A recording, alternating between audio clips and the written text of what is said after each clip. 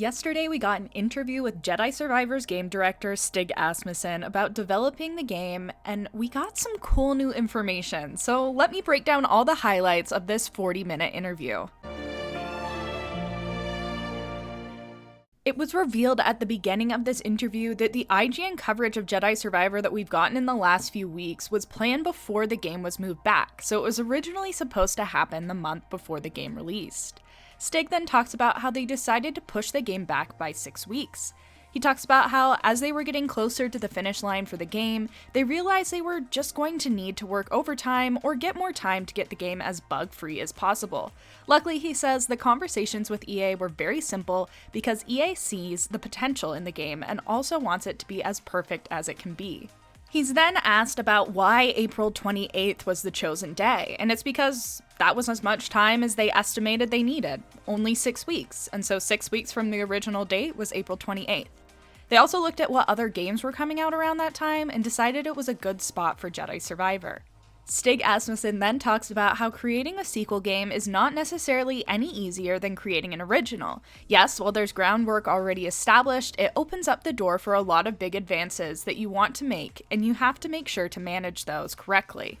He then talks about why Jedi Survivor is using Unreal Engine 4 and didn't make the switch up to Unreal Engine 5.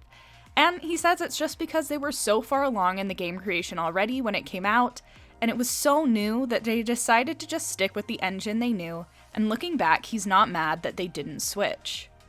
He then reveals that the vision for the Jedi game franchise is to make a trilogy, that after they released Jedi Fallen Order and it far surpassed expectations, that they were able to start considering what they wanted to do moving forward. So we might be seeing a third game, and if we do, it will be in Unreal Engine 5.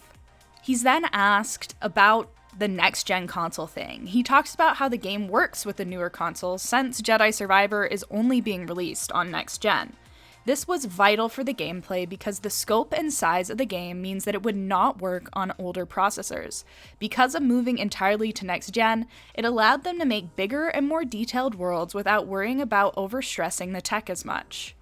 When asked if there was anything he would go back and change about Jedi Fallen Order, he talks about how he just wished that they had had more time to fix the bugs, but it was done on time. He also didn't want to add fast travel to the game, but looking back, he thinks that they should have, which is why it was implemented in the new game Jedi Survivor. He was then asked about what the priorities were moving into the second game, and priority 1 was not breaking what they already had. Instead of replacing or creating new, it was important to break down and expand the pillars and successful things from the first game.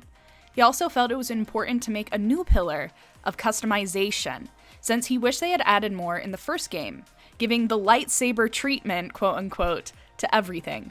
More ways to mix and match the appearance of the character and your fighting style, which I know I'm super excited about.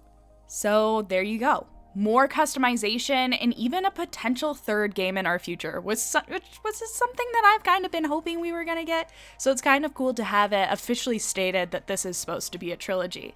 So, what customization aspects of Jedi Survivor are you most looking forward to in April? Let me know down in the comments. If you want to keep up to date with new Jedi Survivor news, hit that subscribe button. And as always, thank you for watching. May the Force be with you. Goodbye!